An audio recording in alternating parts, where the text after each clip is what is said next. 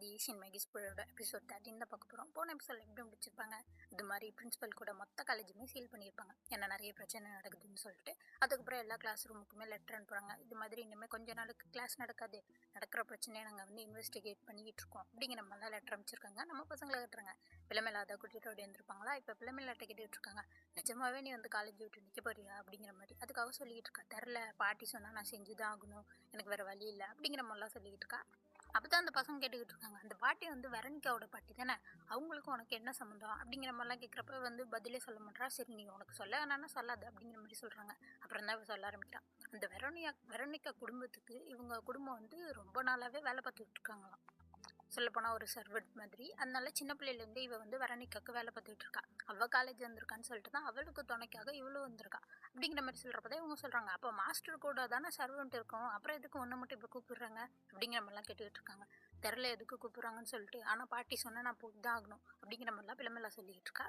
அப்போ தான் பார்த்தா பிள்ளைமேலாவுக்கு ஒரு ஸ்பிரிட் இருப்பாங்க திரும்ப, அவங்க அங்கே வந்துடுறாங்க. அவங்க பேர் வந்து அல்கியோன். அவள் பார்த்துட்டு கேட்குறா, அல்கியோன் நீங்கள் என்ன பண்ணுற அப்படிங்கிற மாதிரி கேட்டுக்கிட்டு இருக்கா. அப்போ தான் இவங்களாம் பார்க்குறாங்க, யார் நீங்கள் அப்படிங்கிற மாதிரி. அவங்க சொல்கிறாங்க, இது மாதிரி நான் வந்து ஆர்டிஃபிஷியல் ஸ்பிரிட்டு, அதாவது பிள்ளைமேலாவுக்கு எப்போதுமே உதவியாக இருக்கிறவங்க அப்படிங்கிற மாதிரி சொல்கிறாங்க. உடனே பசங்களாம் கேட்குறாங்க, நீ இவளை வந்து வீட்டுக்கு கூட்டு போதான் வந்திருக்கியா அப்படிங்கிற மாதிரி கேட்டுக்கிட்டு இருக்காங்க.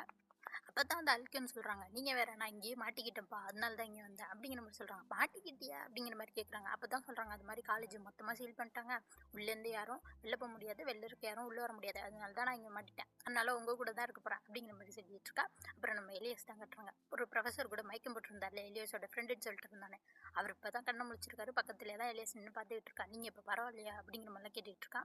அப்போ தான் அவர் சொல்கிறாரு, நீ வந்து என்னை டெய்லி வந்து பார்த்துக்கிட்டதுக்கு ரொம்ப நன்றி, நீ ஒரு நல்ல ஃப்ரெண்டுப்பா அப்படிங்கிற மாதிரி சொல்கிறாரு. அவன் சொல்கிறான், எனக்கு ஃப்ரெண்டுன்னா என்னென்ன தெரியாது அப்படிங்கிற மாதிரி சொல்கிறான். அது ஒன்றும் பெரிய விஷயம் இல்லை, இப்போ ஃப்ரெண்டுன்னா இப்படி அவங்க கஷ்டப்படுறப்பெல்லாம் அவங்களால பார்க்க முடியாது, வந்து எப்போதுமே அவங்களுக்கு கேராக இருப்பேன், அது மாதிரி தான் அப்படிங்கிற மாதிரி சொல்கிறாரு. அப்படியா, அப்போனா எனக்கு நிறைய ஃப்ரெண்டு இருக்காங்களே அப்படிங்கிற மாதிரிலாம் அவன் சொல்லிகிட்டு இருக்கான். அப்படியே நம்ம சிசையை கட்டுறாங்க. அங்கே லூசிக்கும் உடம்பு சரியாயிட்டு போல இப்போ, அதனால ரூம் கமிச்சிருக்காங்க. இப்போ 2 பேருமே தூங்கிட்டு இருக்காங்க. பார்த்தா பிரின்சிபலில் வந்து செஸ் போர்டில் ஒரு காயினை மூவ் பண்ணுறாங்க. பார்த்தா காலேஜ் முழுக்க ஒரு ரோபோட்லாம் வந்து சுற்ற ஆரம்பிக்குதுங்க செக்யூரிட்டிக்காக. இதுங்க எல்லாமே மேஜிக்கில் வந்து வேலை செய்கிற ரோபோட்ஸ் தான். அப்புறம் அப்படியே வெடிஞ்சிருது. பார்த்தா இவங்க எல்லா பசங்களையுமே ட்ரைனிங் கிரவுண்டுக்கு தான் கூப்பிட்ருக்காங்க. எல்லா பசங்களும் பேசிகிட்டு இருக்காங்க, காலேஜில் என்ன நடக்குதுன்னு தெரில, காலேஜில் இப்போ மூடிட்டாங்க, நம்மளை வெளிலையும் விட மாட்டாங்க, எப்போ தான் விட போகிறாங்களோ அப்படிங்கிற மாதிரிலாம் பேசிக்கிட்டு இருக்காங்க. இப்படி நம்ம சிசை டீம் பேசிகிட்டு இருக்கப்போ தான் அங்கே வந்து நிற்கிறது ஃபேபியோ பார்த்தானே இவங்க பயந்துடுறாங்க, இவன் என்ன இங்கே பண்ணுறான் அப்படின்னு சொல்லிட்டு. அப்போ தான் சொல்கிறான், பயப்படாதீங்க, டீச்சர் தான் என்னை கூட்டிகிட்டு வந்தாங்க, ஏன்னா வந்து ஒரு முக்கியமான கிளாஸை சொல்லி கொடுக்குறது தான் அந்த டீச்சர் வந்து இவனை கூட்டிகிட்டு வந்திருக்காங்க. அதை பற்றி தான் இப்போ சொல்லிகிட்டு இருக்கேன். இது மாதிரி காலேஜ் வந்து மூடிட்டாங்க, ஏன்னா வெளியில் வந்து ஒரு பெரிய எனிமி இருக்கான், அதனால தான் அப்படி பண்ணியிருக்காங்க, உங்களுக்கு ஏதாச்சும் அப்படி ஆபத்து வந்துட்டுன்னா நீங்களே அதை சமாளிக்க கற்றுக்கணும், அதுக்கு தான் அந்த கிளாஸு அப்படின்னு சொல்லிட்டு அவன் ஒரு புக் எடுக்கிறான். அந்த புக்கிலேருந்து களிமண் மாதிரி எதை வெளில வருது. பார்த்தா அது எல்லாமே ஒரு மான்ஸ்டராக மாறுது. இப்போ என்ன சொல்கிறான்னா, இந்த மான்ஸ்டரை நீங்கள் வந்து அழிச்சிட்டிங்கன்னா நீங்கள் வந்து டெஸ்ட்டில் பாஸ் ஆகிட்டீங்கன்னு அர்த்தம் அப்படின்னு சொல்லிட்டு சொடக்க போடுறான். அந்த இடத்துல வந்து அப்படியே வேர்களால் ஒரு இடம் உருவாகுது இவங்க சண்டை போடுறதுக்குன்னு. அப்போ தான் வந்து இந்த ஃபேபியோ வந்து பசங்க கையில் ஒரு கல்லும் ஒரு குட்டி ஒரு மந்திரக்கல்லும் கொடுக்குறான். அந்த குட்டி மந்திரக்கல் வந்து இவங்களை ஆபத்துலேருந்து பாதுகாக்கிறதுக்காக ஒரு பெரிய கல் கொடுக்குறான்.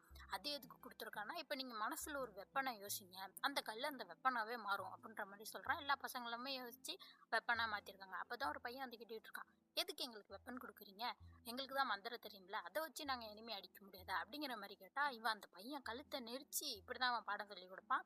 கழுத்தை நெரிச்சு சொல்லிக்கிட்டு இருக்கான். ஆனால் வந்து மேஜிக்கே யூஸ் பண்ணுறதை விட இப்படி குத்தி கொலை பண்ணுறது எவ்வளோ ஈஸி தெரியுமா, இல்லாட்டி இப்படி நெரிச்சு கொலை பண்ணுறதுன்னு சொல்லிட்டு அவனை பயமுடுத்திக்கிட்டு இருக்க. அப்போ தான் அந்த மந்திரக்கல் குட்டி மந்திரக்கல் வேலை செய்யுது, நல்லா தான் வேலை செய்யுது அப்படின்னு சொல்லிட்டு இருக்காங்க. கரெக்டாக டீச்சர் வந்து இவனை திட்ட ஆரம்பிச்சிடறாங்க, இப்படிலாம் பண்ணிகிட்டு இருக்கா, ஒழுங்காக பாடம் நடத்த மாட்டேன் உங்களுக்கு அப்படிங்கிற மாதிரிலாம் சொல்லிட்டு இருக்காங்க. சரி எல்லாருமே அவங்கவுங்க இடத்துக்கு போங்க, இப்போ வந்து ஆரம்பிக்க போகுது அப்படிங்கிற மாதிரி சொல்கிறேன். எல்லாருமே அவங்கவுங்க பொசிஷனுக்கு போயிட்டாங்க.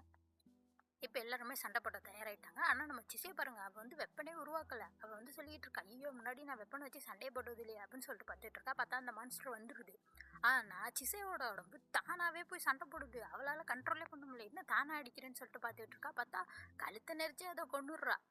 பக்கத்தில் தான் ரேயான சண்டை போட்டுருப்பான், அவனும் அசால்ட்டாக அந்த மான்ஸ்டரை கொண்டுடுறான். அப்போ வந்து இந்த ஃபேபியோ அங்கே வந்துடுறான். என்ன 2 பேருமே சீக்கிரம் முடிச்சிட்டிங்க, தெரியும் நீங்கள் சீக்கிரம் முடிப்பீங்கன்னு சொல்லிட்டு, வாங்க உங்களுக்கு வேற ஒன்று வச்சுருக்கேன் அப்படின்னு சொல்லிட்டு கூப்பிட்டு போகிறான். இங்கே மித்த பசங்களாம் கட்டுறாங்க, எல்லாருமே வந்து கஷ்டப்பட்டு அடித்து அந்த மான்ஸ்டர்லாம் கொள்ளுறாங்க. அப்போ தான் பார்த்தா சவுண்டு கேட்குது. என்னடான்னு பார்த்தா சிசேவையும் ரேயானையும் கூட்டிகிட்டு போயிட்டு இவன் சண்டை போட்டுக்கிட்டு இருக்கான்.